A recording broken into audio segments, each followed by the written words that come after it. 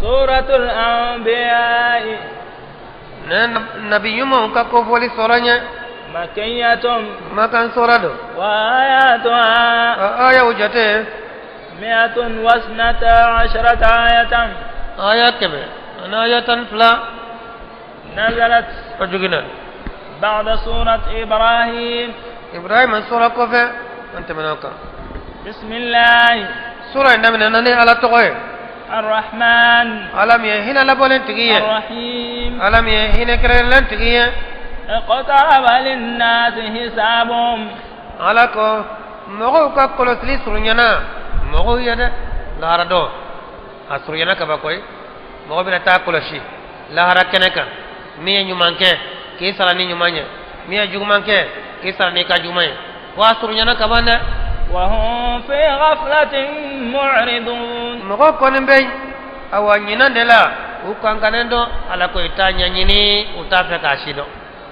وتا كلا وتا نيني وواتي دو سرنينا كبانا ما يأتيهم من ذكر كفول ستنا جوما من ربهم كابو ماريرا مهدث مي يقراي إلا استمعوا سوكو لامه وهم يلعبون كاتو بتلون كده على كوفه في منافويه وتلو بالا ده بالا مه بتلو كاتلو في بتلو كانينا جسا وكسرا ستا فدا لاهية قلوبهم ودسكون سوغلا لندو كباما وأسروا النجوى ويه awa nyogonya yere gondo الذين ظلموا mamni tonyane ke flanga fo kafiru uye nyogonya kerefe هل هذا إلا بشر مثلكم ko yalla ni cheinte dore ko far ko tigi do ko nyogona أفتأتون السحر yalla o de bena dabali lawa وأنتم تبصرون ka tra yere nyambala dabali mabitu ka dabali la je ka doara fo mo ko ku de dabali tigi la je foyi ha u tegalen ko do dabali la ka sisa o de kara sanga wuli dabali jugo kelaw ha o de kara sanga wuli do bu ka biyetige na fara dabali jugo kela do be ni nduguna o be o segere do be yamfe bo segere do be yamfe bo segere ha o de kara sanga wuli mo ko bolo de ka mo ka islamiya ki ha islami to be salibe sun eti bo dabali jugula mana fo yoro yoro bitaye ne ka ba ko de ha kafru de be ka fo gale kafru de be ka fo mo matano fele mabi tu ka do dabali la chogodi o kafru no mushriko kaje ga sisa islamo yere de kesi le nola dabali jugo kela ka nyogon dabali ha adu ye kalama yere de koy ko ni kala nan ni seka o bara sugu no nunke ki ka kalama fenya ye e kala na seka bara jugo ke e seka e dabali ke ha ki ka kalama fenya kalan kunde yoye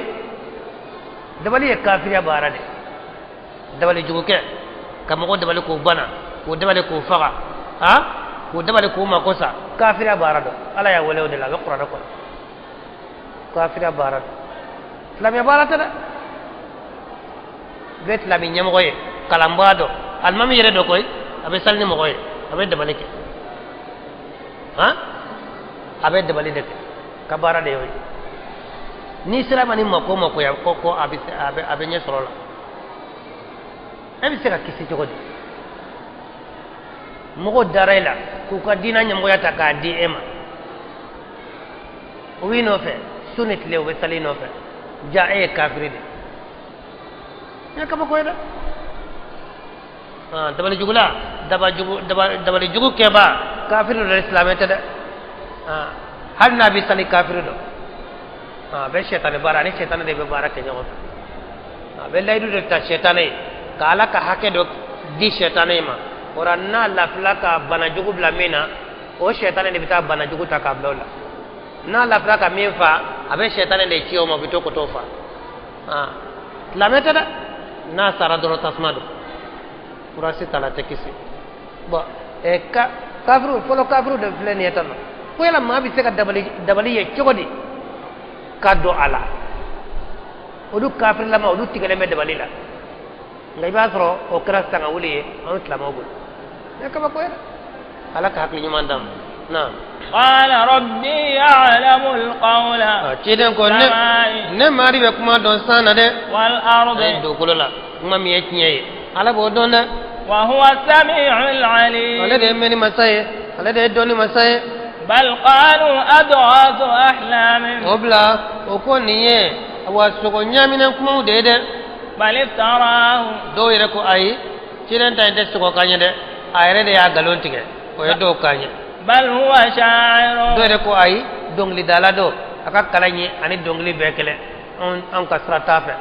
أني دونغلي بيكلي فليأتنا بآية أكن أماني كباكوي كما أرسل الأولون نفو تشيدا ونشيدا فلو شكومينا تشيدا فلو ناناني كباكومي كو أكنا نو نيوغني نو تاونتدا أكا تشيدا نيانا ما آمنت قبلهم من قرية على كودغوسي ماليمانيا كاكولوني أهلكنا نانيو هلاكي أفهم يؤمنون yala olu debe limaniya wa nako kabako cide mun nana kabako ye olu ka mogo limaniya rawa aw ka te da cide muhammadu la sallallahu alaihi wasallam ko fa ka kabako jirawla ko ya me ko bere kumbe musa bolo na abla be kessa ye nyedo musa ni bere nana nga musa ka mogo limaniya rawa ah nako ko atison ko fo kabako de kajira kabako min dira cide folo ma est ce que lu ka mogo o islamia o tubirawa kuma so ni kabako nana ni ma dordoro halakli de beke kide folo nana ni kabako ye nyedo uya kabako ye jirame ke no kamogo ma so halakra ora ko fo kide ngana ni o nyogonye yalla mun taw nana ni kabako ye olu limanana de olu mali manade وما أرسلنا قبلك إلا رجالا ala kama chilike ka ko e kide nye kide warawla fo chewde kide pepe chira jinya kono abe chelamade kundo musotara ambe chila ke kanauma نوحي إليهم ambe chila ke kanauma نبينا دون ko nabiyana ko musobe ga nabiyana ko nabiyana ma wajiba ikala semo ma ko halni mala semo obe taji kata dalu de jido ni namno do ko abe keleye do yu fara ka bo nyogon ane kuma kana man kara ka fo kele wonte awa ala ko ay kide fefeti ko abe kunya chede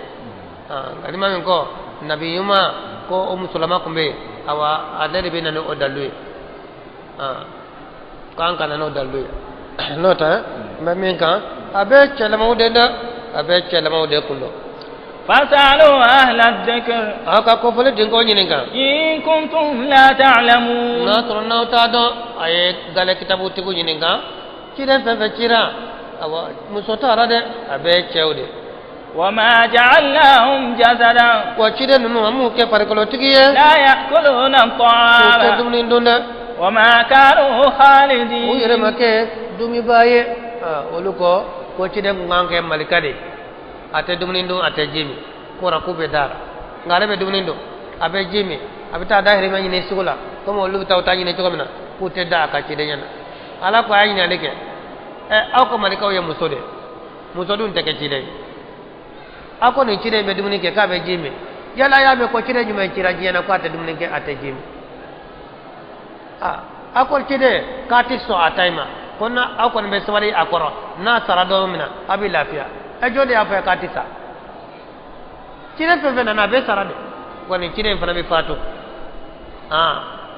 ate dumida kire to ma dumi ni fana te dumi wa ngene man te dumi fana ma kana miri ko ma be soro du ko ka min tisa ni oblay haklila e ma ko sara o ma te be na de bebita ni ba maye nalila ibante talila wa be de bi sande ma mambo sayama mamam sayama de ثم صدقناهم الوعد alako ko fa nyu tinya tiga laydu la de فأنجيناهم anyo kise ومن ani نشاء mo na nyo ja وأهلكنا المسرفين no mo yanja wa chani kala ko ne anyo lu halakida لقد أنزلنا إليكم كتابا nyana nya kitabu jige kana uma فيه ذكركم o ire ka ko foli be kitabu yin kono أفلا تعقلون jela ti hakliwa qur'anai abe kuma uka abe kuma gale mo uka manum bina jinya labana abe kuma uka qur'an ma toto de abe fembe de fo mamnu temena abodi ko rafa o ire be keneka abaw tafo mum bina ko fe fana abodi tafo qur'an mana wati kelen kama de وكم قسمنا من قرية dugu joli joli do nanyo halaki kako كانت ظالمة no dugu kun kera to nyane kala ye وأنشأنا بعدها قوما آخرين ani ma wore sindi olu ko fede dugu chama halakila ala bolo kana dugu wore sigo olu ko fede فلما أحسوا بأسنا mamina nu somina nan ka ba sigelenya no halakiliye إذا هم منا يركضون iba to be boli ka ba nyede halakilina len ko feta ba ko bu semfa ku bu yere nyene ibita ka dangewa be ala ka dugulo ka iba ka ko golo jukolo afuriye ki kala kelembatu ibanoma ko fo ala de dore halakilina len ko fe semfa tikiside ibe halakide de لا تركضوا malika ba fu ma kana boli de وارجعوا ay sagi إلى ما أترفتم kata فيه sema anne mana mina ومساكنكم anaka sigidaw لعلكم تسألون adola awna nyininga na to tokno mo ko bawla malika be yelewla ni ala kala no bu semfa dutigi ya semfa yoro mina herabe ka dude umbe muso no de umbe imi yere dutigi semfa malika baba vitami akana tande ay sagi adola somo ko mako bawla dewni muso umo ko bawla utalu kofla beto bolla fu bitasa na foriye ko ni mame ibayede foriye mame ibayede o ala ko halakli na len ko fe bu sende fade o jogu joli joli temena jiyen kono ni halakli o lu soro kide kile mi kede ni halakli dablal note awa ni bankara dron halakli do kumbeke قالوا يا ويلنا o bolto ba fo anka bone إنا كنا ظالمين nyere la on kara yere kun tonyo bayre en be munya sa nye fore maso halakli na len ko fesa ibi senfa aw nya yere tonyo de anya yere tonyo de obe munye to fo nyane وما زالت تلك دعواهم ala ko kuma inde ma wuli uka wele kanye حتى جعلناهم حصيدا خامضين fanyu ke karfenye udu fale be karkarla be sara be du fara era ko bitasma neji elemana bisa chogome ko be halakla ka ni kuma inde to dale حتى جعلناهم حصيدا خامضين fanyu be ke tige fenye udu fale وما خلقنا السماء amma kaba kolo dan والأرض ni du kolo وما ani min بينهما be woni yonche لاعبين no gela yede kaba kolo dana ni sebede du kolo dana ni sebede de sebe munye ala kelen kabatu ode tiede mo ko mo do re fiye ko abe galo bat fe ala kele tugun fe ci den kele sallallahu alaihi wasallam abana de mo ko flamati ci de mantoma bo kele ne cira o kele ne muhammad sallallahu alaihi wasallam min bangena maga nin ka ta fatu madina dina ya leta inde de aya fo chogomina aya te chogomina asona ni chogomina ni bana ka tu ciren ka sunna ko kaba yesrabla iflila de o to be ni yereche sira wore city mi e kisi siraye ni ciren tayte ni yo bla kaba do na filila musala sita iflila de isona o ifilileno imaso ifilileno wa nini saya nyakera nani do mina de ibina famu ka fo ifilen kondo ko fle ni misa do yesa moyete sagli la to kide ga sra nyini e kala batute ala ya kadana da kide kele ne ka di a ci nyebema farajeni farabfini farable kisi bebe kide ka to bolide la bone bebe kide ka fo nyani de ni e kide fo nya dron e bonena e paradila لو أردنا أن نتخذ لهوا nan kunya la nyini kankan ni dunga mine لاتخذناه من لدنا an konno mine an yere fe san fe yano de tabo makan qurashu olu ko ala demuso de melikaw ye ala demuso ye melikaw ye ko aku bo ye jonye ko jina muso ala ko tinyere la akani ni fili ni be kene kande na to ni ala be muso mine abo mine sanfe ayre fe wa tra bena muso mine duguma yana ala be sanfe jina be duguma yana nalabe musome amino musome mine abo mine sanfede abe mine duguma ate kuma fami wedo haklela ala ko nato nantu be ni dunga mine an kuma mine anyere fe sanfe yeno de ala be sanfe nato naw nyo ke baye wala dala kala be sanfe ni ma dala la kala be sanfe o fana kafira do de koy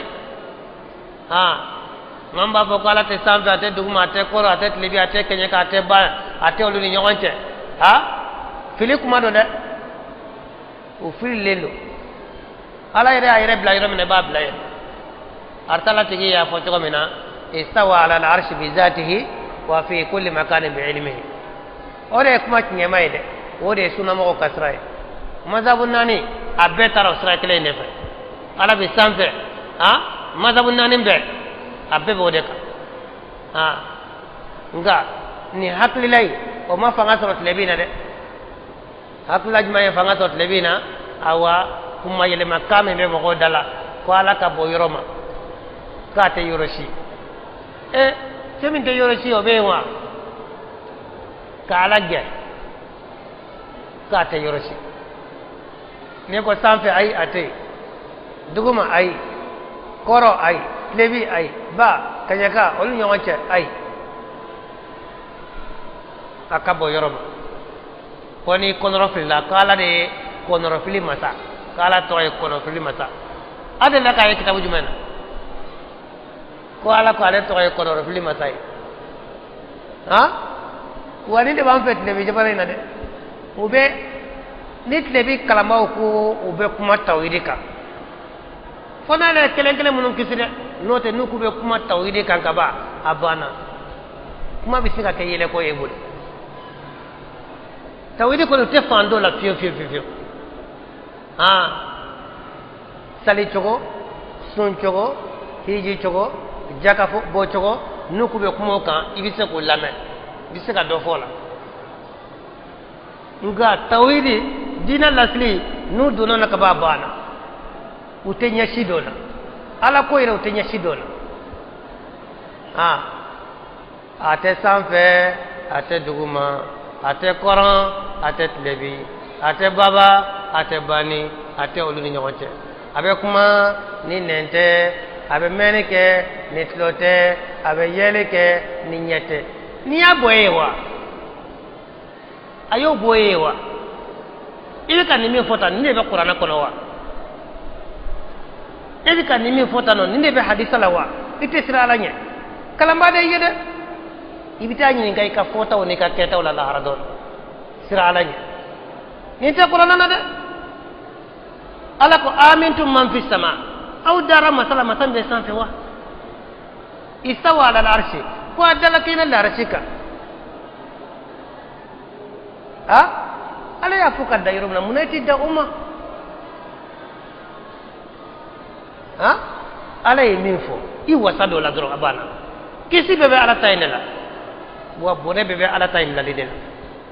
ni be hina yere la I wasado ala yiminfo laysa kamithlihi shay'un wa huwa as-sami'ul basir faytakum ala yimeni masaye ala yeli masaye ala ka be meni ke fana ba fa be meni ke abana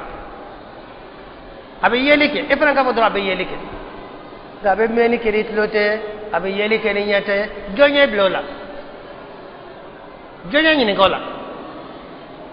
dan ala man kutu konina atokola dan ala ire mi fo akachide mi fo abana kisi bodela ni ko be cukoya wore fa fe kay filila yesrabla way bita ala soroynya ete ala do ala ire ba ire do akabe yuramina atoy aya ire bla yuramina ka blay abana tabana ni kana do wore fo note be fili kalamba chama de be nu do na tawidi la dro abana utenya shidwan dina ire lasli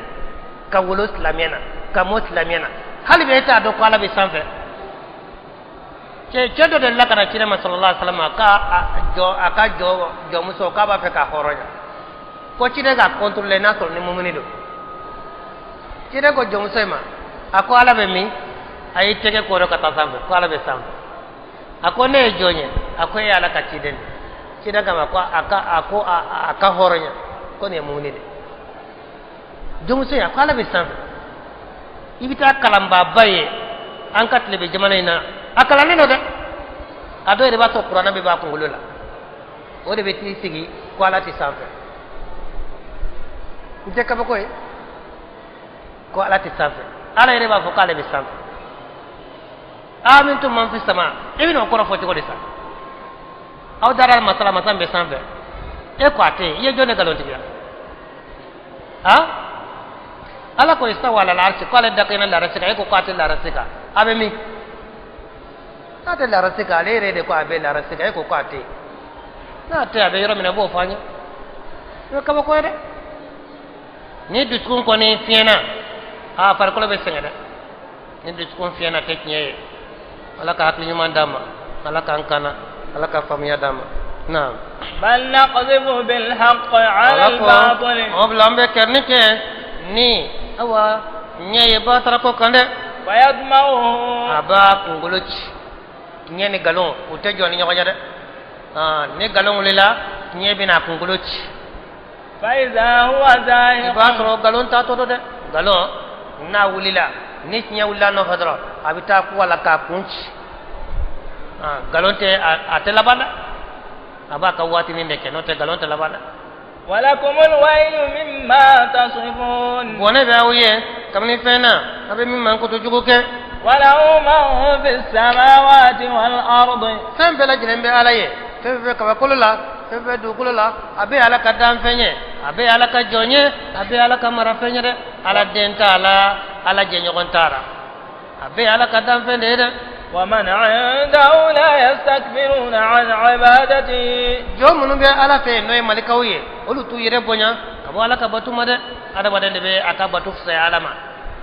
na fara tora ato ala kelenye ko ma tere ka ko be to ala kelema tere ka ko be to alama mari ka bo be olu be ka ala kelema to lute fen fara ala mone faranti ka ala kelema to wala yastahsirun olu tu yere balida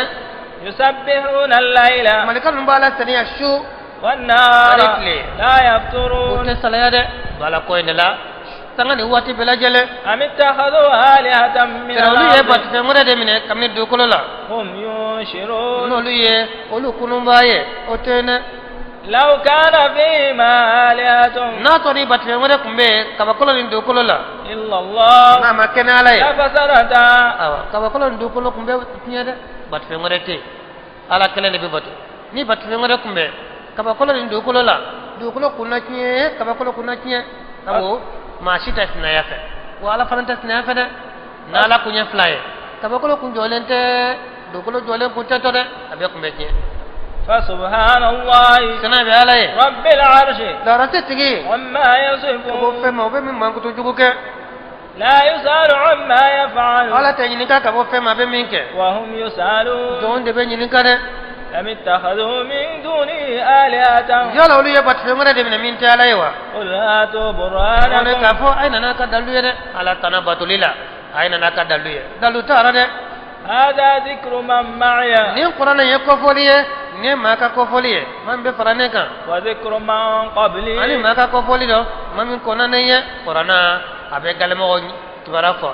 abe ciden wati mo kibara fo abe jiyala ba mo fana kibara fo de بل أكثرهم لا يعلمون الحق فهم معرضون وما أرسلنا من قبلك من رسول إلا نوحي إليه أنه لا إله إلا أنا فاعبدوني وقالوا اتخذ الرحمن ولدا قال يدي من ده مشرك يافو كافر يافو سنا بياله كبو دين سرو مده بل عباد مكرمون وبلا لك جون دو جون بونينو ملكو تعالى دينه لك جون بودو وقال بتو تعالى سوده لا يسبقونه بالقول وتعالى كونك مكانيه وهم بأمره يعملون ودكر مبارك نالك نمركان ده يعلم ما بين أيديهم على بفندو من به ونيا كورلا وما خلفهم من به وكفلا ولا يشفعون وتدلك إلا لمن ارتضى فلا جن مامير وهم من خشيته مشفقون ولي يسران باي كم نالك يسرانينا ومن يقول منهم مقام أنا فهم ملكا نونا إني إله كفوني باتفيني نما كنا عليه كذلك نجزي جهنم على كامبو من أمبو سر جهنم لده كذلك نجزي الظالمين أمبتو يعني كلاو سر وشكوي لده على كوني ملكا من كو عليه باتفيني قال بوجني تسمعنا أنا هذا من كو عليه باتفيني ودي بكيسي malika ni ka malika ya mana boyo toya ni chanki jo kiye bat fenye alo kale be jeni jahannama ko furatal o na da bara ni chanki jo la do kama ko wele kana yerema ede be kisi ite kisi de mo ko wele katra alam ala de jira mo ko kana yeda jira mo ko la de ay mo ko mana talo ko e wele no srana ke wele uku jigi do ela uku jigi semela ibu ko lara ko nyana bo yari ka lara ko nyana bo ta nyata nyana bo folo ima se ko nyana bo gele mo gola fanta yabe mo gola ito lu nyana bo folo ne ka ba ko wa ala ko mo melika ni chanki jo ka fo ke fara bat fenye ala ko abi sara de jahannama abi jen furata man mani chanki jo ede betoi hukuma tende awalam yara alladhina kafaru yala mo ma dawa mun kafirara anna as-samawati ko samparau wal arda ani du kolo kana taratqa ko lu flan norole ne tume nyogona fafataqnahuma ni an ala yufara du kolo ne kawakolo norole ko do nyogona waja'al tan kunte kawakolo kunte jijigi du kolo kunte foy fale o dalen ko do nyogonka ala de yufara ka bo nyogona ka wo bay ndo ni nyogon cede sank me duru tamodi bo ni nyogon cede kabakolo be ji bonga jigi do kolo be fele fe on fale no te folo kun tara de waja'alna min al-ma'i kull shay'in hayyin anya fenje ma bela jelenke kabo ji de la de fen fe fenje na manye abora ji de la abana kabo mani de la de yala jon tali mania ji de nyina man be dana kabo ji de la yala masam be ka dani ke kabo ji la yala ute dala ka fo masai naw sarako ba kunu ba kunu de waja'alna fil ardi rawasiya ay kulu sabat law ka du kula la an tamida bihim wala sa du kula kana mununu ni jawnya waja'alna fiha fijajan anya traba ka du kula la subulan ani sra mission la'allahum yahtadun dola unakana kataya awa dugula waja'alna as-samaa saqafan mahfuza anya kaba kula ke bili min tangane don fo itisela do kaba kula la ali be ibame ko avion tugu mun tara sanfe fije tugu mun tara sanfe polo mun tara sanfe o beta mun yani kaba kolo folo cede de do de kaba kolo so kado o tede ay o bitade nu janfara jazbiyatul ardi be bula do kolo samani bula kaba kolo fando be sanfela la ni serai henno do kolo ti samatu ora ika boli fe bi se ka jo atebe ile be jigi katama itebe sanfela ni joro jana dukulo la kosobe dukulo bibla dukulo de bi sama comme Quran ni ka sur dukulo la dukulo de bi sama ngani tara kata be se degere ma dukulo bibla dukulo sama ni ti soro to ora be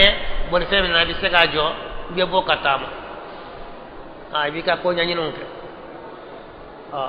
ni la fla jigila ibna do ka boli fena ibe jigi ngum mita yala sampe kata ko nyanyi nona yani ka ko lo folo che o be jala o de kono de no de ka ko lo folo che so ma de ka bo be ka ko lo de so ka do ko no kuma tada ka ko le be datulelo abe ko lo silelo ma tse ka do yeno de ni bita ka ko lo la ni sera dama be da ko ngode dabe yele nga febe beta ko nyanyini na abebe mununu salo ke yani kama ko folo cha ati fite se kama ko folo ma kuma ta ka dola do yorati bulo yanna de wa hum an ayatiha mu'ridun adama do nya kanga fenye kama ko ma de kama ko chama de sangolo ele ni yele na kata sanfe ina kama ko chama nya de wala nya ko nyanyina muta sanfe au ni kibarabina de ni kibarabina satellite ko munun be sanfɛ o bilale do sanfe yenno o tebbinde minangirin bawdo de radio dum be kuma fe min fe téléphone be kuma min fe satellite min fe fe fitini de fe ngirimando fe mbado ngabe bila yoro na tebbi ni yel ka se awa sanfe la yoro jana awa fe be bila yenno tebbi بجونا يريد وهو الذي على ده مساي خلق الليل نا يشودا والنهار والشمس والقمر كلهم في فلك يسبحون ببنو ود مسرا كونو ده لنا ده مسرا كلونا ده مسرا دولونا ده مسرا دوته دو كسرا لا ده are ni bebla ka bebla de masra de la bebe bolitala doni dote tu nyona de tambolima be adama don kadla fe wonde la on ka bol fe wonde be kle ka nyogon tan no tala tan fle ka ko la adote tu do la de dolo na chaya kelente tu kelena e dolu ye nyogon to e nyawli de o wat le ne kalo ye nyogon mi ne galo fi le ne kalo ma nyogon mi ne o te nyogon mi le ne kalo be fa nyogon kala ara doni la ko bla janama kono ko ke ka adama de wonje no te jiyan sigin kono lene kala te nyogon fana yere sira mugani shegi be ni bolo abe bola ta kono mugani shegi be ni bolo be bola ta kono kelente tu kelena kelente do kelen kasrala ngat lene kala nyogon mine o tikere وما جعلنا لبشر من قبلك الخلد ala kama dumike par ko tigiye tako e ci dañere mogo nana abe fatura way refara be fatura de quraisho magangaw ko ni cire ko na sarat mamina kuna lafiya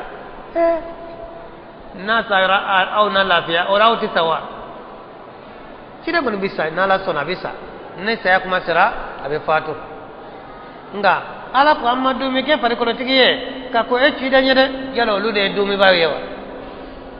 afa imitta yala ne fatura fahumul khalidun ul de dumi ba yewa ute dumi de ube wa ube masa be sarade kullu nafsin dha'iqatul maut ni kelen be be sanene bayde ni i jamana ki sewa ko ma do sara ebe to yawa sai don sede sai ta karabada na kade mamin kassa na saya kuma mase ebi sakato atisada fa ka don de kassa wana ka do insera fana ke nyina manto e sewara noye e nyagalla ko karisara Allah fiara ne karisara ni la fiara e fana be towa sai mbi fana no fa wa don do e fana bi sada furasitol wa nabluukum bish-sharri ala ko amba ujarabi ni jugumanye wal khairi ani hera hade maden ko ne ibeni de kono ta juguma fitnatan hera jarabila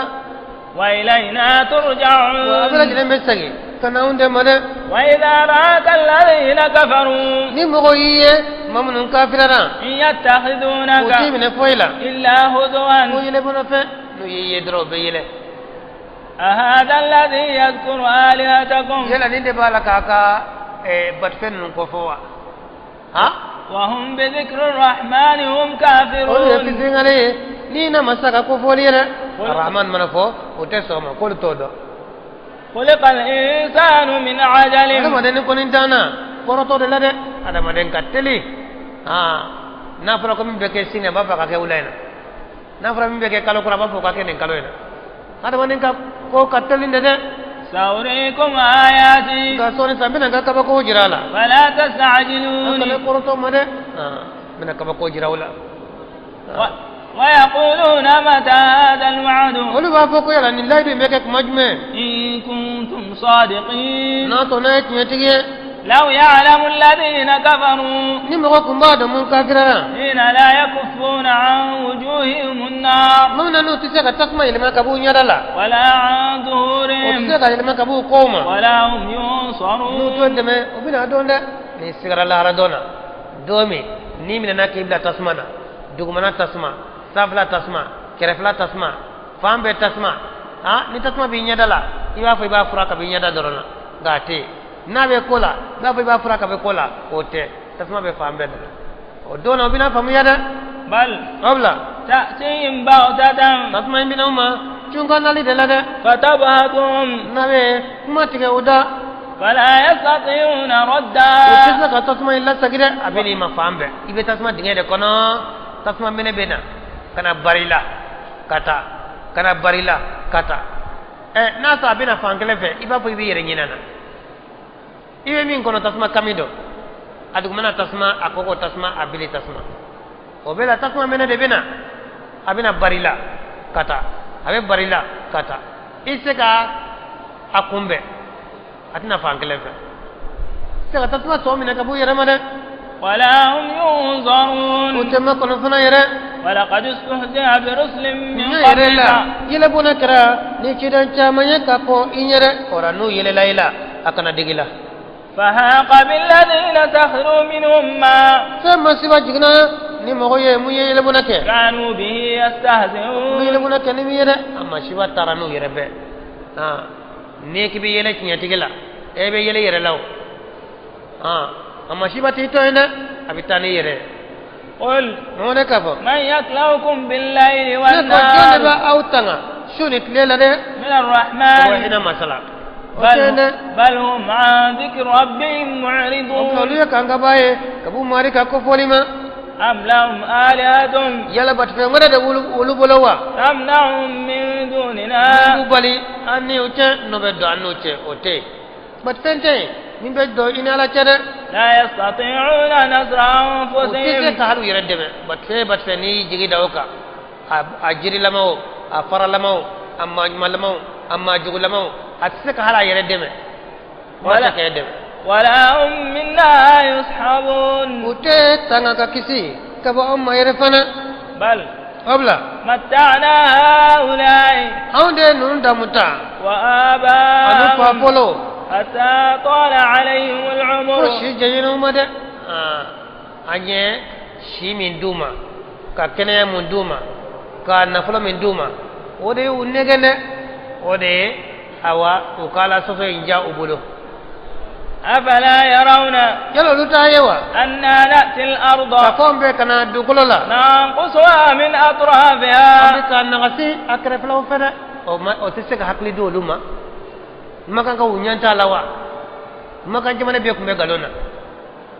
mo kelen cire na nabika mo wele kelen o bika jabi kana faranyon ka madina dugu soro ka madina kerefe dugu soro wati baba me ko dugu do yele mana kafara la me jamane ka wati baba me ko dugu do yele mana amina me ko jamana do yele mana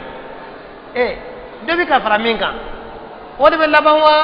te dobi ka bo mina o de be laban ko yala hakli tawfe afana te hakli soro sa amina galo ina de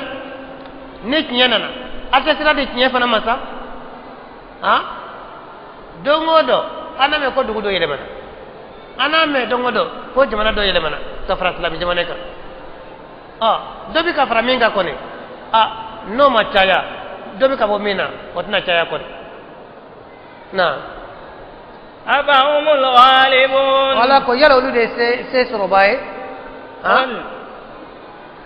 ni tinya bora kene kan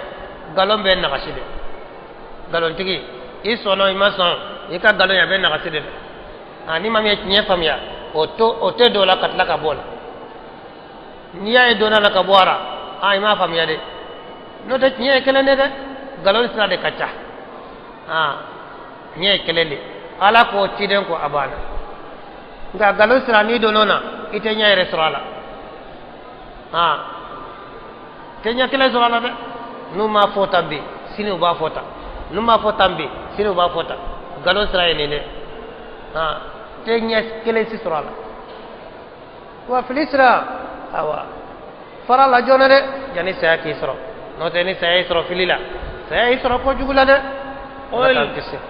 mona kafo إنما أنذركم بالوحي ne ko ni ba wuladi ni ci ka ndede ci ka min foranye ne ba wuladi no dede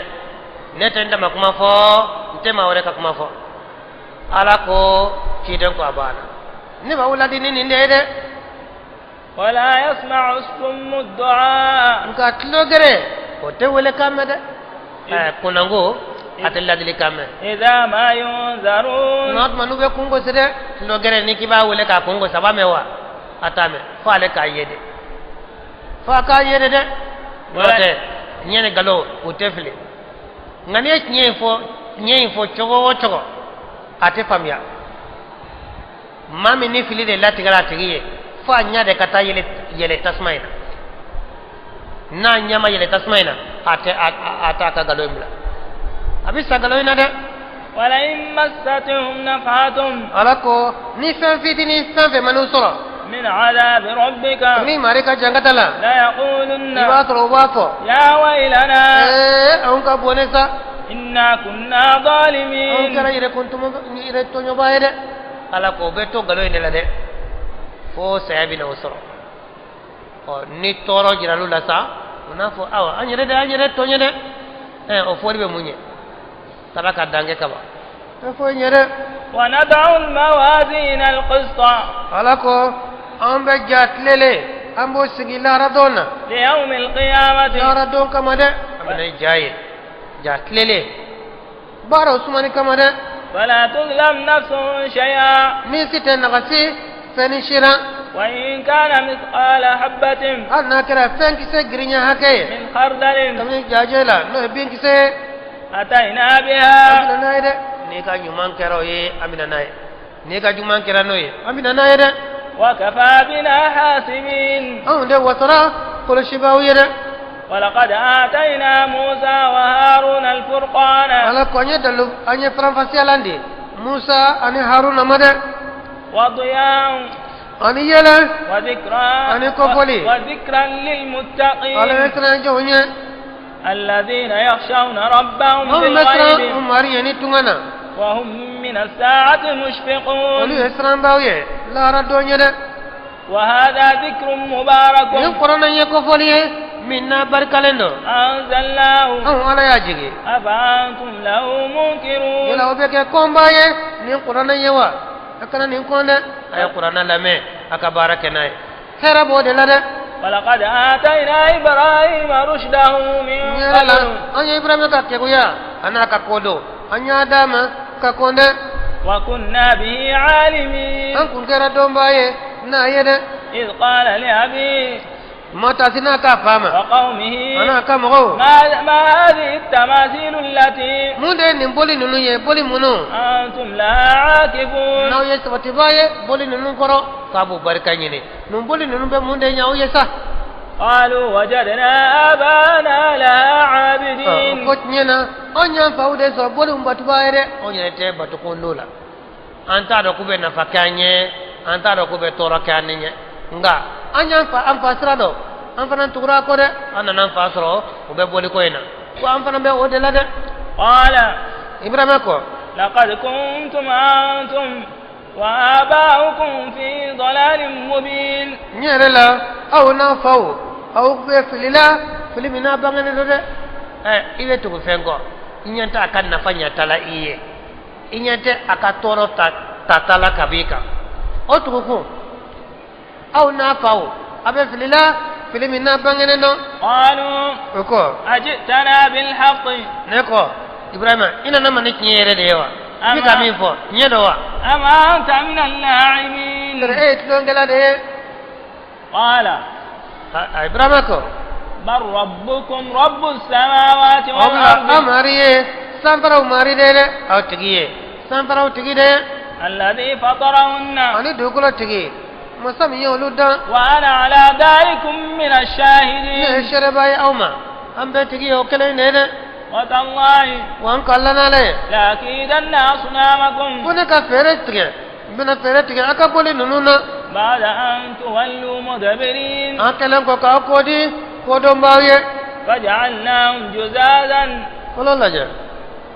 فجعلهم جزازا awa ibrahima ay boli nun be ke kar fenye de إلا كبيرا لهم fo korobale uyere boli ba ayo toy o kara donju me o ka boli tlonge do dugu be bora katatlo na dugu kofe o kadumunu sigi bolu koro ko barka be dola o ibrahima dunya to ko dugu kallango la ya dugu langalo yala min ke be bola cew bora muso bora debiso bora makroba bora ibrahim ya jeleta kata joblona kata be kari kari kato boli bayre la de ko kelentoy la'allahum ilayhi yarji'un adola una sai kanoma nunana ono nyine ga ona nyefuye natro ubisega fenge ha no sagara kana ona boli bayi ona sewma ona nyefuye mo toy siranka made ayo toy de na yo ci ka fitini do toy aba fuka ko bu yero ko ma sega nyefo ola ye fitinu ci ka bele bayi re toy ni kibara mindo ukona nyanyi no fere no ma sega fefuye una tigala o jigi dale me mun ga ko be hera sama kara dugula ko be toro nyene ka waduka balawna nabi olu gereka ko lu yere kasara o ma sega femboara ali min ya ke fara ma sega fo adna tigora o ibrahim yak mabayin to do kama ni unana ni o ma sega nyefole ke wara unatige ula qalu ma fa'ala hada bi alihatina unana min keza wa oko jode ninke na maruye innahu la min az-zalimin nyere la nintigi ko ninke ratto nyene kilade kanamo be mine fu be chini chumayna qalu oko sami'na fatan an ko nyame fona ke dola yadhkurun no de ko fona yuqalu lahu ibrahim baba ma ko ibrahim amo kele amale kele ne be dugu kono ale te boli ko ina ale de mamma sabote baba ma ko ibrahim قالوا ko nyogoma فأتوا به على أعين الناس wa aina naye mo nyaka لعلهم يشهدون adola mo no sheria ata no fe akana naye akana juala benyana ora ni min kaka anno sheria ta kama قالوا ko أنت فعلت هذا بآلهتنا يا إبراهيم ko yala ibrahima ere ni kena mo yewa قال ibrahima ko بل فعله كبيرهم هذا akobla ula korobale ne yakere فاسألهم ayo nyininga إن كانوا ينطقون nasra no be kuma de ayo yere nyininga ke abisa ke na so fitu nye korobale ndu tukasi na yuchi abisa ro de nga aya korobale nyere nyininga wala ka karle nyere nyininga na so be kuma فرجعوا إلى أنفسهم o sagara karo yere ma ko yere jelage o ko nyere la awa hanna to ibrahima nodo awa ajobe ambe kata tlonge jafe ka mauto hala madda tagana bla ukoro ko nyere de jelage la de aw ko dugu hera be mumbudo ko ci babul la ci ko mumbe dugu ko ci mabul ko ci tukune mamanga ko ko ci tukune uyu yere jelage awa ko ne ibrahima nodo ko ama jelage ibrahima bla ko akata فقالوا ko إنكم أنتم الظالمون aw yere de kera to nyene kelaw yede aw yere taraka mauto amma mo sibla ukoro aw de kera to nyene kelaw ye ثم نكسوا على رؤوسهم ibrahima talen ko fe o ko fe uturla o nun katuko sabu do ko ko adula ni kamale no te kaya ndo ya ko kan ndo ya bana kaya ndo age ama ka kuma ko lo siwa ka ko kan ku nyiniga ale ne tano kute kuma de o te do mai e fa oni ko lo be wule ki nyiniga e ba fa ko jiri jala ma ko ku ko nyiniga o te do mai ko tiena kaya ndo ya koy kawa aya wule kan ay ta wule to o ya wule لقد علمت ما هؤلاء ينطقون ako ibrahima e dunya do ka ko nun ta kuma de قال أفتعبدون من دون الله ما ibrahima ko orabe fede bato ala tanana لا ينفعكم min شيئا tawna fa foshla ولا يضركم abat waleta toro foshla أف لكم o fi fo bawye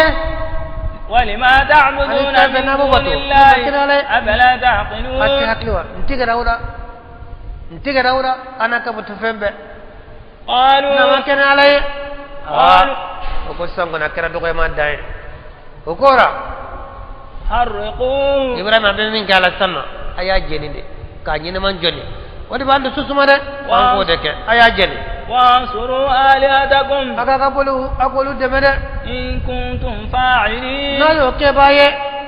قلنا يا نار كوني بردا وسلاما ye dinge basse ko dunya ka kuru bajo dala ko fa do jalana vraiment jene do ko ne ay note do sirikele be ma jen nga o toro la dinge senina katla ka kuru jo katla ka do nyini ko fa do jalana hal ba to kumbu dafale ko nala yo lukere ya kube do siribla ibrahima ka jen do la ye dati me fo yano ka se kuru ifara do jalana de wa ye tasma kala ye ibrahima yamine yasri ko bitabla tasmana ma tsaka suru ya tasmana fambe kala yara be kenebla hali kono ma fa be pan katbe tasma kuru sampla be be biya kono fontene wud ta para geler utora otre kitra kala sa iblisa ali dum ba pe ibrahima kaje alle nana kayre ide ma ka kyara madenya kana katroma kawa fe kanin ke jogol do ko kabla tasma ina ke ande tira ka surunya na iro ako ferebe abe fere de ke no tatita de tasma bisa ka to ama tega geral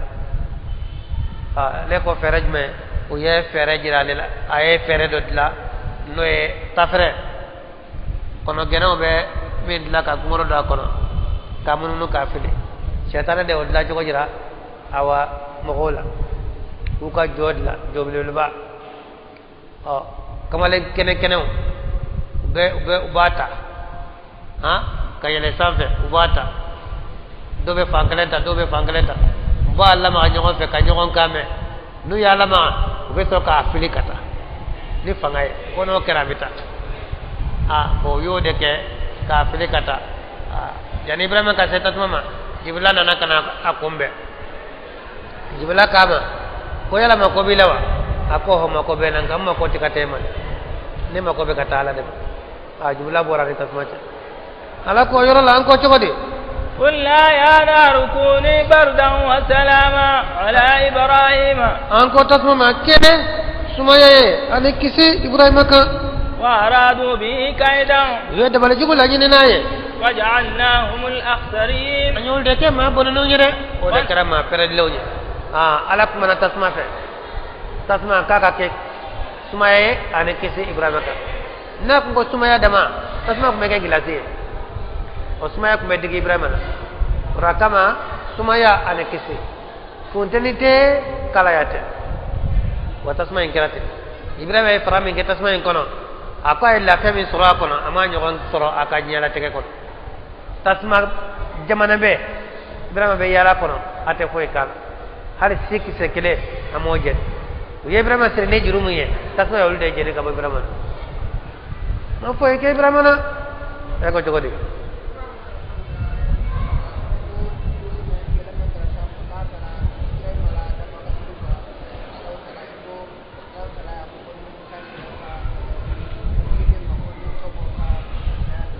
Beda mereka yang kada kakmati kami.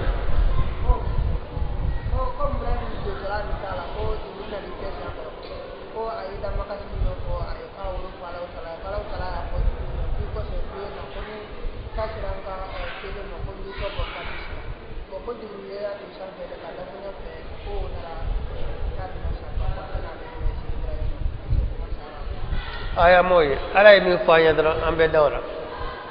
Ala ko ala ini de kotas mama. No ya Qur'an ko lojena kale ko tasmama ke sumaye ane kisi Ibrahima ka ye fere jugumi lagni nay waye ke peredu bawi o pered law ka dinga senina o pered law ka kuru jolila o pered law ka doko chamanina alay mi fo anga wasa do la de no te qisatu be galo chamantige do be kuma ukum fere tata kitabu kono da kasi doro kon ne ngadi ala ko yode ala mi fo e ko fodra ban cide mi fo e ka wasa do la do nga ne ngadi kasi ka fe fo mi ala ma fo cide ma fo bitala soro nyera ne galonda cide na tekisi mate ne galonda ala yere la kisi te wala da ونجيناه ala ko nyi Ibrahima kisi ولوطا ni lut إلى الأرض kata dugulo la التي dugulo mi باركنا فيها na barka ko dugulo na للعالمين dan fe unyere no e place ne jamane anko sanno ta ibrahim bole tasma kono ayado aka mo gotina daratu ko non tiada ma deñe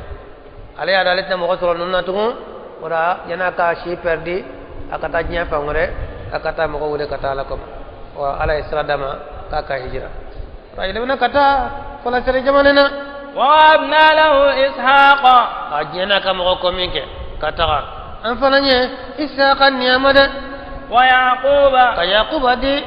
nafilatan farangali yaquba ye modeñe ade volo o ku ismaila de flana de ishaqa ye modene yaquba ye wa kullan ja'alna salihin danum be kelen kelen anyu be ke man manyere ni be man mon ko ni ni ko to be qur'ana kono achama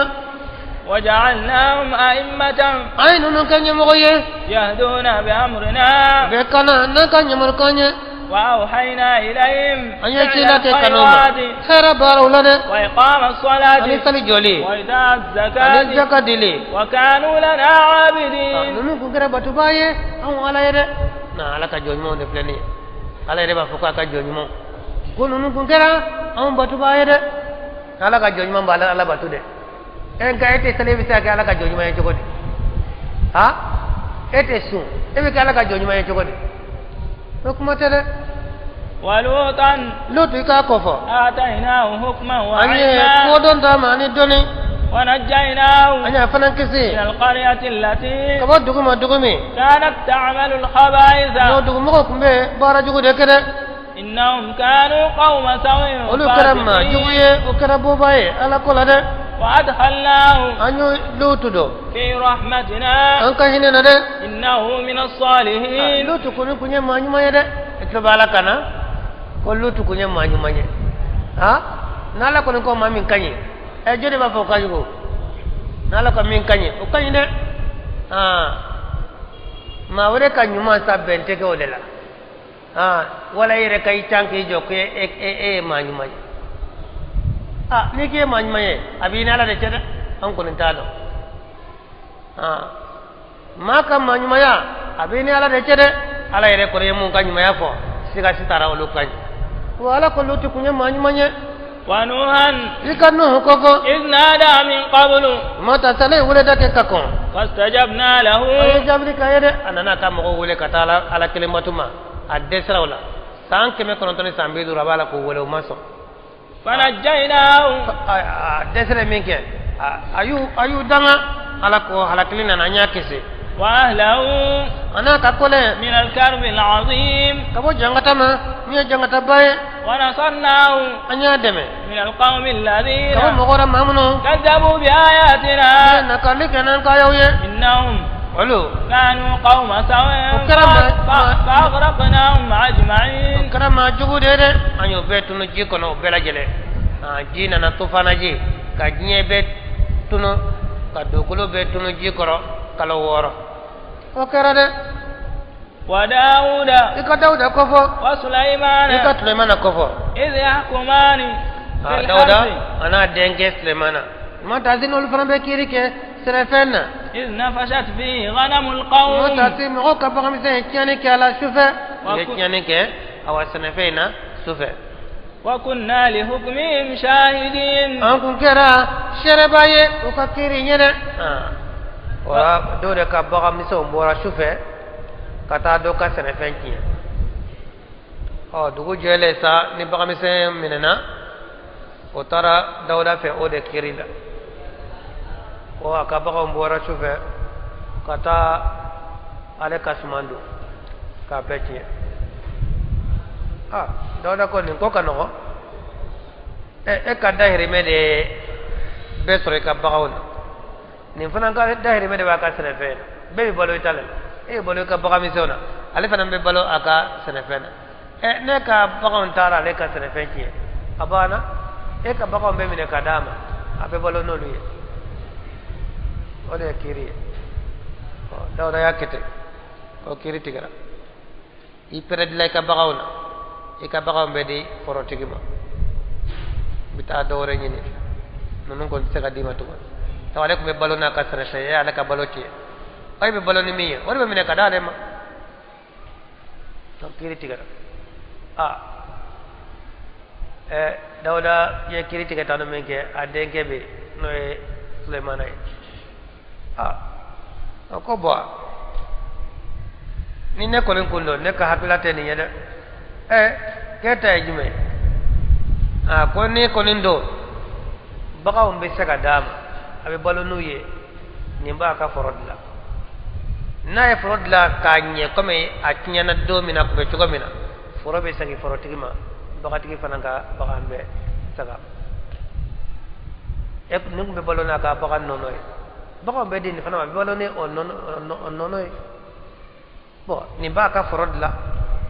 ni foron nyana kala ka a degere korosoro baka nya kinye ka to hakemina na seroma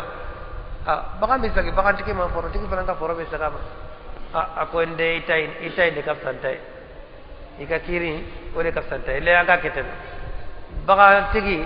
foro tigi bitani baka nye yani ka foro kala benganye ni ka foro nyana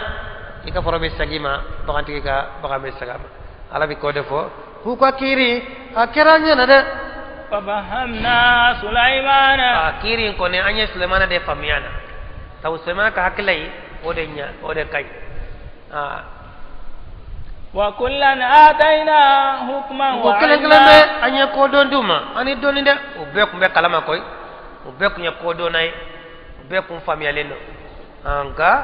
le mana de ni famia katme fayin kade ma be de ngulo dembe ko famia katme ka o bisala keda wa sakharna ma'a Daud al-jibala ala ko anya kulu kolo kafara daudaka yusabbihna be senalike wa tayra ani kono de ni awa Dauda punya ala ko fo damine kulu ba jabi kono ba jabi wa kunna fa'ilin ala ko on kero ke bayre ni jele ni be kulula ni jele fa dogo jalana kulu ti jabi wa Sulaiman Dauda kuma ala ko fo damine kono ba jabi ka oto yirika kulu yire ba jabi ala ko anyo ke Dauda ide وعلمناه صنعة لبوس لكم أنيا لا تليفنا أو نجدلكي أو دلالي أويه من نجدلكي من دويلا كتانا يكلا دلا نجدت دويلا لمانا أو عليكم ينمون كما لنيا نميا كوني أكون بودو نجدلك لما أكون بودلا لتحصنكم نكتونا وتنا من بعثكم كمنا كباسلا كلا باسلا فهل أنتم شاكرون يلا أويه على بركة دبايوا أي على ولن مندو ولسليمان الريح أي فيه فنقول سليمان أي عاصفة جيل باي تجري بأمره فيه بقولنا كاني والكاني إلى الأرض التي كتا دوكلا ما دوكلا مي باركنا فيها أي بركة كيو دوكلا وكنا بكل شيء عالمين هم كرا دوم باي نفهم بلا جلده نبي الله سليمان أيا كجاري سو فقالا كما على فرع فيه دابا وبا كجاري كلا ودوني niyo ko baki alaye alabe ko baki yede ka ke alaye alati gwansanto ay alabe ko ki wa min ash-shay aya ka nyamenu sonu nu faqa jari sonu faqa alaye minke alaye fiye dama rabbe mange de genge kele kala be yedaka unu kam minambe bisinga fiye wuli fiye bina do akoro ka wuli nay bita yoro bina bita jignuye foyte ma soro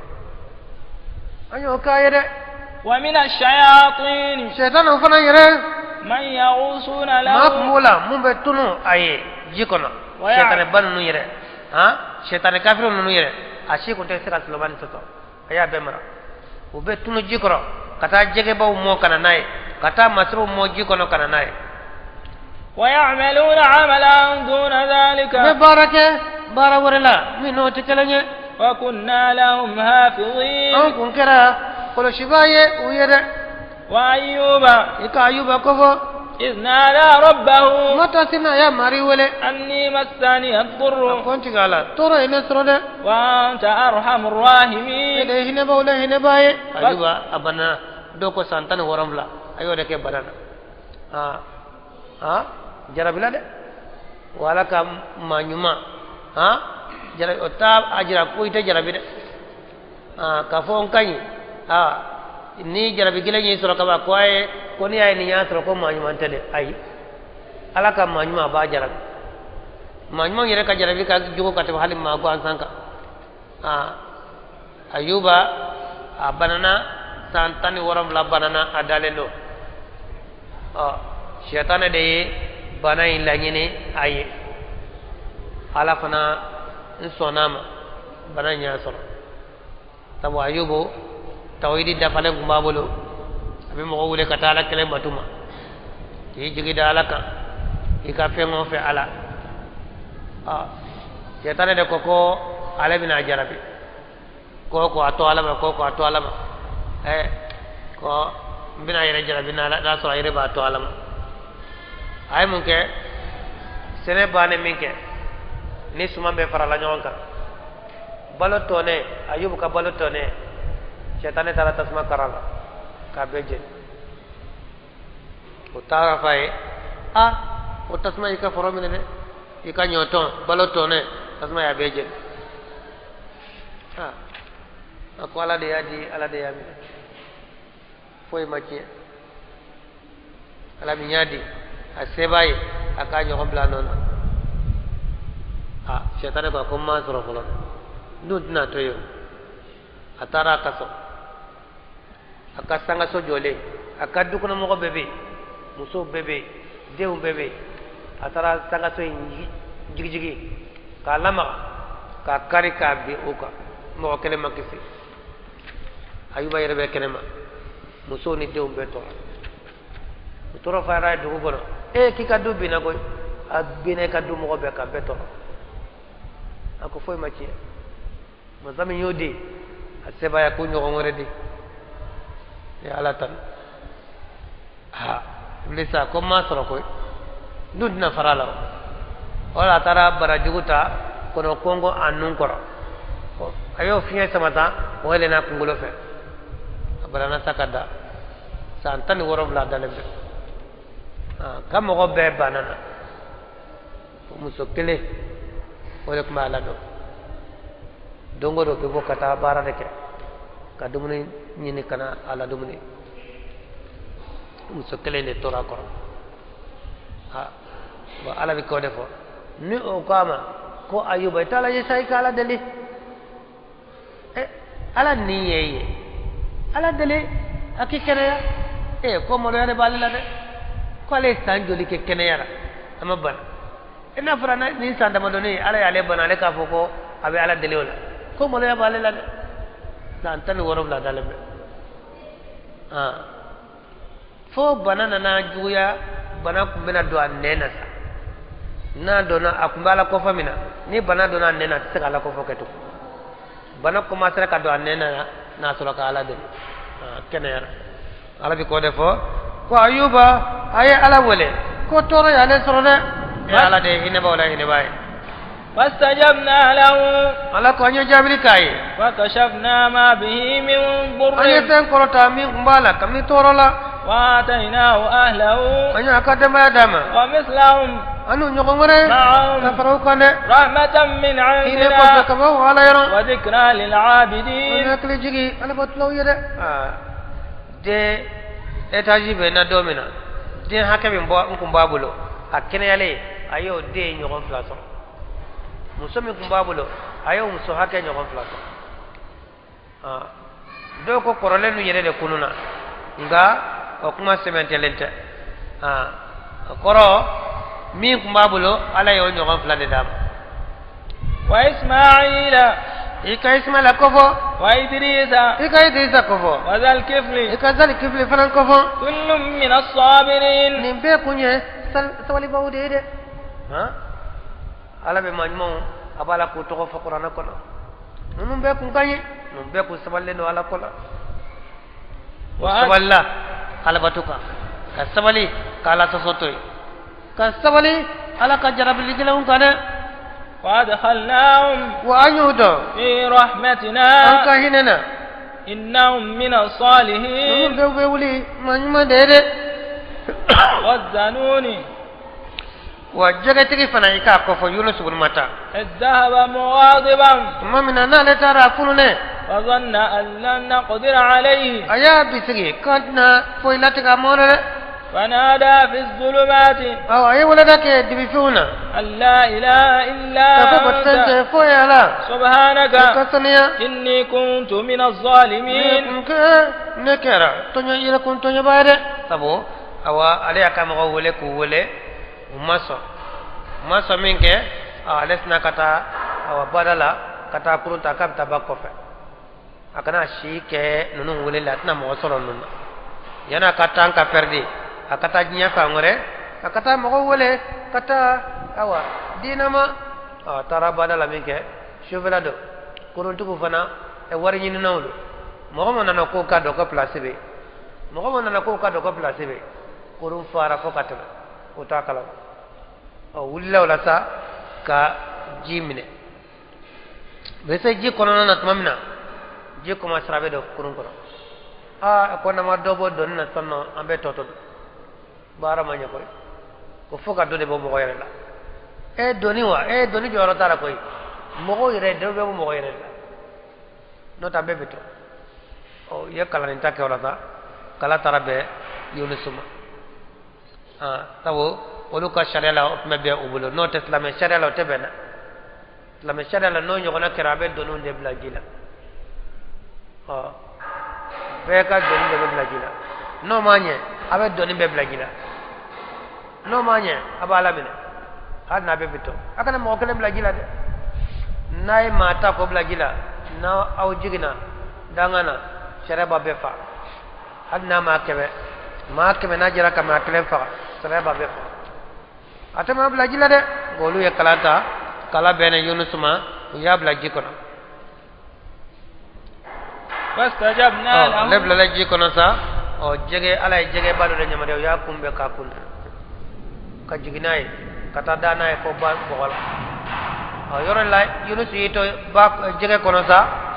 aka don ka fo ayeni tamayen ke kaso ala kanya markante rasulullah kanya fadele ala bulo ka ala sene ala jege nyamaria kaka bona kata fono kerem kana tola kono da jege borana kata fono gereka فاستجبنا له أيام ولا من كان يجابي كاي ونجيناه من الغم كبو هابي جلنا ده وكذلك ننجي المؤمنين أو تقول لا نمنو بكسر مغا ني دونا كو جلنا ني يالا ولا كبا بي جابي مغا ني يالا دومباي ني يالا ولا ابي جابي كلا سيجارا ني دونا دغونا ala wala abekeni nende da ne ngala wala tekeni bigiye de kalimu ay way mori gana ko galonde ala del tekeni bigiye de abekeni nende bala wala de ni ala wala de kato jige kono jige borana kata fon woni dona deguna ala wala de abi jabi wa zakariya eka zakariya fanan ko fo iznada rabbahu mata safana ya mari wala rabbi akonti gala la tazarni farda ikanan ton kelena wa anta khairul warisin ebe kiya talawla so hera mayre tabo ne madden soro mbaji ni fe ka dendiya ayala wala fastajabna lahu ala ko nya jabri ka fananye wa wahabna lahu yahya ya dama wa aslahna lahu zawjahu afurmuso da idla nyaaye ka afurmuso nyaaye furmuso ko yekona ye akute den soro nga anya adla kanye ka ke wolo baye innahum kanu yusari'una fil khairat nunu kun kera ko beteliya khaira bara urade ay ma nyimo mun fotano ni cide nunu nun nabi iman nunu ala ko nunu kun beteliya khaira bara urade wa yad'una raghaban wa rahaba kun bangole kanum baye an islam baye re bangole katro ankaduye bangole kato besranye re betamana hinena o besranye ala be wole tenno kani rebla ire farama kisle unkade ay ibe kala wole ibe nata ka hinena ibe srai be keteno de ne ka singi ire kisi ha fe bitlaki i kambo mogoto makebe olu kisi ata kaba koy ha he mogodo ba fo ko men gal jena sotla niche ibo me ankatle bi jamana on kalamba dola ko men gal jena sotla niche arjana sobe bulo fulo de ha be do kame ko mbete mena estiratika mbala teme estiratika ibi tibina stratika ajira stratika ponso kujumayedo ne kaba ko de ma bi farnya ko non kuma suko fo inyema kebe tebe na stratika wala kasinka panki jo ko abi arjana na odo chogodi cide sallallahu alaihi wasallam aka sahabai fatle minke balma cide nana kana folilla musoyi kanto ko ale be sharia ko ala e abonya cide ko yodo chogodi woma yudrik yodo chogodi ko ala e abonya ako wa ne tabla Usman Mazun sababai cide balma kedo musoko kono be sharia ka ko ala e bonye cide kama yodo chogodi ako nyen tabla netna matan dugo biti benen ko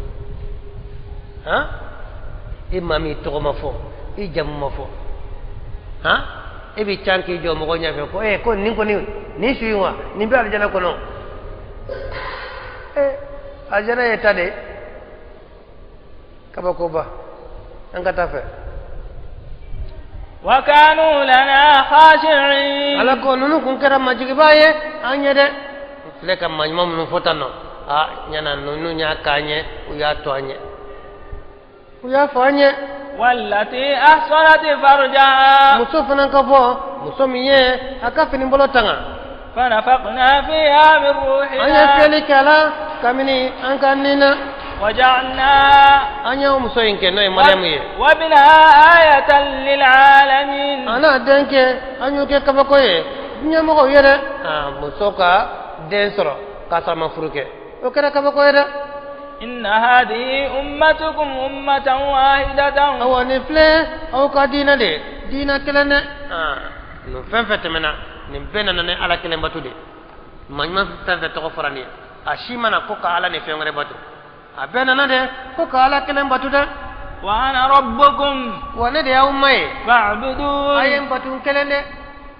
kiden timelen be kadina yodi abe tawhid kala kelenya batu ayala kelen batu akatu ne ko batu to kiden be nanane ni la ilaha illallah nuhu rasulullah la ilaha illallah hud rasulullah la ilaha illallah salih rasulullah kiden be abena nade foy karabatu tu ka cide no wa ka cide laman fanana no de la ilaha illallah muhammadur rasulullah foi kana batu fala muhammadu ala ka cide tu ka ke onno fe batu chokora dore majrada flamachi sa kumate sabama dina kele batfen kele cide kele arjana kele tasma kele abbe kele ni الكعبة كله فونا بيرجمه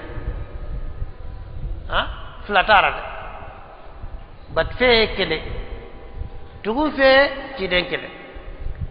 مين بيني الجنة دو أمبي سراميني تسمع دو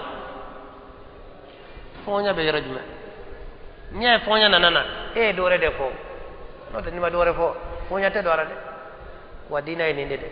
ko ni dia ka dina ye dina kele ay ne batun kele ko de farabe ngane ke tenya ko fo ala ni dore ala ni karu ibitala soronya na foriye ni mame ibina yere wa taqatta'u amrahum bainahum mago yere de ko ko tiga oni nyogon cere كل إلينا راجعون ولا قبل أجل مسي كلام ده نوت إنما فلا فما يو دينا كله أين كله بس إنت ما هو يريد أتيك وني يوم كذا كفارا أونتا أولوتا يري بيسي كوا أونتا نندي أونتا أو تبارا أتتارا أولوتا تارا aw fanan tatar dina ala cide abana ala na ka cide de tay dina de ni bi take ake cide ta cikola ni ta kete la fi adayere ka ala ko mo yere de ya fara fara ka caya de note sira kelendo arjana sira kelendo de ala ka sira kelendo ka ala batu akele chogodi cide ta chogo abana ومن يعمل من الصالحات مغمن بارج منك وهو مؤمن اتوتك لمن لنا فلا كفران لسعيه نغسته اوتك كبار يده وإنا له كاتبون on yesbenen kala ye ayede ye fem fe kabe besbe ite perdi waslala وحرام على قرية ala ko haramu do duguma ala أهلكناها dugumi halake أنهم لا يرجعون ko olu te sagiwa be sagila radona de wala haramu do duguma o halakilen ko katla kana jiyana tugun ayotike ni sarakata ha karta min kun sara o sana anana koy anana ala koy haramu yede ya ito ye ha kasakata lahara katla kana jiyana tugu koy haramu de ni ko itara de koy itale de koy na fura ko kare sara aywa awullatu niya ya wulla masade atu masade sai galon ku dara la de no te kasa katla kana tungu ala ko haramu de حتى إذا فتحت يأجوج ومأجوج mo ko nimbe to nim bamba ciende la de ala ni dore fot mamina ni ya juju ni ma juju no lu dayle la de وهم من كل حدب ينسلون olu ko nimbe fosi ka jigi kabo kulu wo be fere olu ye adama de un sugu yawdo wona be adama de kele ya fuso de wundo olu be kulu de kofe zul qarnen de awa kulu jo ka nege ke ka kulu fla koli boda wore to bodo kana an ka fanflena fo yoro kele o sudele ta o tora kulu kofe ngane jela ban sarabe o sude en kare nu ya karube bokana no lu bora bien fambe ambe gun fe kanie be jenza be ka u ko tade be bon ka bo kulu wo be fe وقترب الوعد الحق wala ko nya laydo o sur yana de no lara donya sur yana ka bana فإذا هي شاخصة أبصار الذين كفروا كفروا ممن كافرا nyo bo so salam de lara do ma min tara joni kafira de wala munafiqiya wala mushrikiya eno de tara lahara itabe be nya boso de made nya boso maso nya boso la de sakala komi يا ويلنا وقف أنك بني قد كنا في غفلة من نارنا هذا أنكم في أنكم من يننا كبني كوينا ده أنكم تادو كوكو بيتا أنكم تادو تادا أنكم تادو تما فايوا أبي فراويو أنكم تادو تانو ukas kambe kode kan kunta do tanode بل ala kobla كنا ظالمين bafo an kun kira yire kun tonye bayde إنكم وما تعبدون wa auna ka battan من دون الله nama ken alay aw حصب abe جهنم fembe batu ni alate ay ala klende bo aw naka bat fembe abe jahannama bele kisede abe be kero jahannama kor ana ka bat fembe أنتم لها واردون ayo jirage baye jahannama yere ata jefew ana ka bat fem abe be yire ke tasma kor لو كان هؤلاء آلهة na to nun kunye bat fenye ما وردوها olu kuduna jirage tasma ina de وكل فيها o خالدون bele jire dumi baye kono de lahara dona mi kumbe farami bato ina bila tasma dinga kelen ina do ka fo setay min kumbe jiri min bato ina be ke dinga kelen ik me fe bato ni alate ino be fara nyon ka dinga kelen de kono de tasma kono koni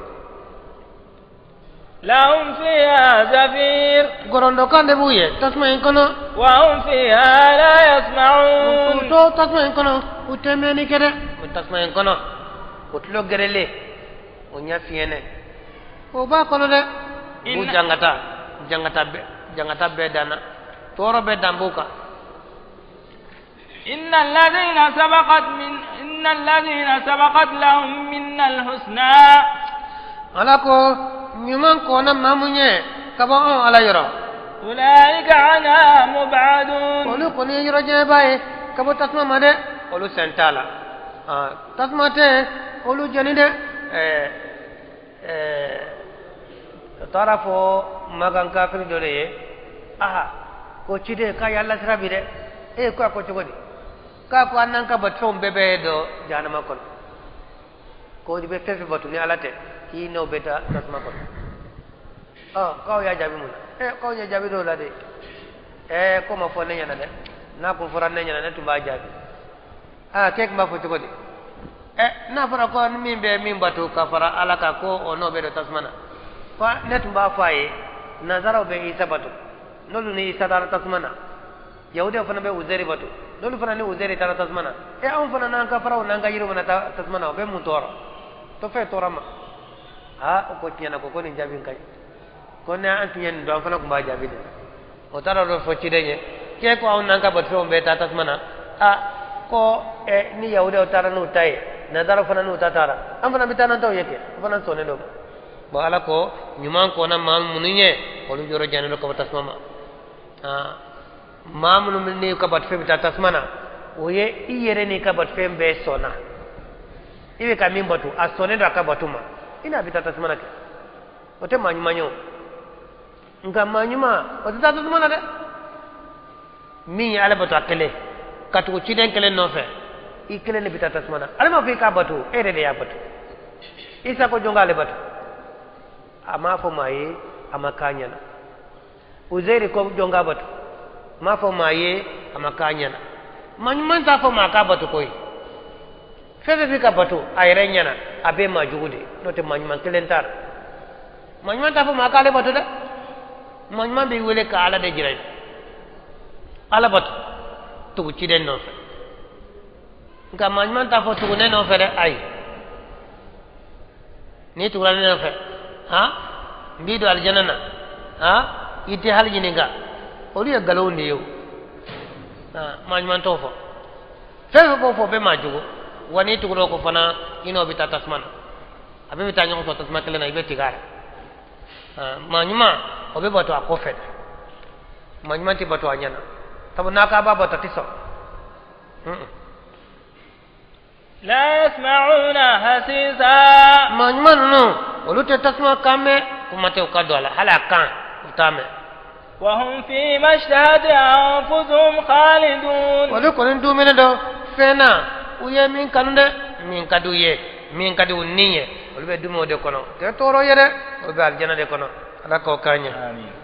لا يحزنهم الفزع الأكبر jorebatu jorede وتتلقاهم الملائكة malko bu benyenya هذا يومكم الذي ni le flaka donye كنتم توعدون atmela du domina يوم نطوي السماء domina nambe kabakolo kuru كطي السجل ina fosi ilika kuru chogo للكتب kitabuye malka mno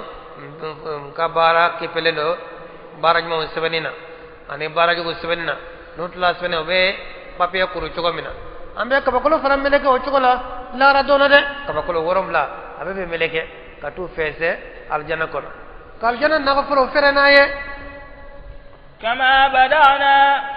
أول خلق نعيده ala ko nya dali fulo chogo mina chogo ya fulo mina amba sagi teno de yikunti ya inana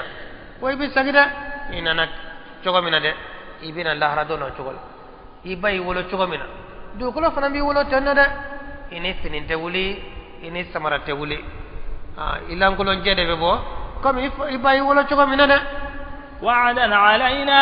ويلاد دي أم علما إنا كنا فاعلين انكر وكباية ولقد كتبنا في الزبور نينا نياسبه زبورة كتابكنا من بعد الذكر كفوليكو أن الأرض دوكولو يرثها عبادي الصالحون جونيمون دي باكيتا دي الجنة دوكولو على قالك جونيمون دي باكيتا مقوم ياتي علي كاتو علي كافو علي مقوم ونمك على جونيمون إسنتي الجنة دي إن في هذا لبلاغا لا سلبا من قرنينا لقوم عابدين مغوية من يبتبوية وما أرسلناك أما كيدان جفوي كما إلا رحمة للعالمين يا بلا جلنا كيدان كتشيلي أهينا سردان في أمبي مدى قل أنا كفو إنما يوحى إلي ما تشيلا لبكي كنانيما أنما إلهكم إله وكفوي واحد كاكا باتفيني باتفين كلا دي فويته باتفوالا هند فورا دي فهل أنتم مسلمون يلا بكي يركولون بايوا أبا يركولون على يوا أبي سونيما وا هند فورا يري على كلن كباتو تقول كاكا كيدان كلن نوفن صلى الله عليه وسلم فإن تولوا nu yukodi kaba فقل آذنتكم e ka fonne ne awla dunya ولا سواء awa kanya bolo made وإن أدري ne ma don أقرب أم بعيد ما توعدون fen kasru wala fenyoro kaja abe laydu mina ne ta don le inna ila radoye akasru wala kaja adon tene bolo de إنه يعلم الجهر من ala ala de be القول bange do kumana ويعلم ما تكتمون abe fen do fana abe min do gode وإن أدري ne ma don fana yere لعله فتنة لكم adola ne sosoli ani ne ka galon tigali obina ke jarabi lade aw yere obina ke jarabi aw ye ومتاع ani damuta إلى حين kata wati made قال ربي akontigi ala احكم daga kirike بالحق ni tinyere وربنا الرحمن antigi yina masade المستعان ando de baye على ما تصفون ka be man kutu jugo ke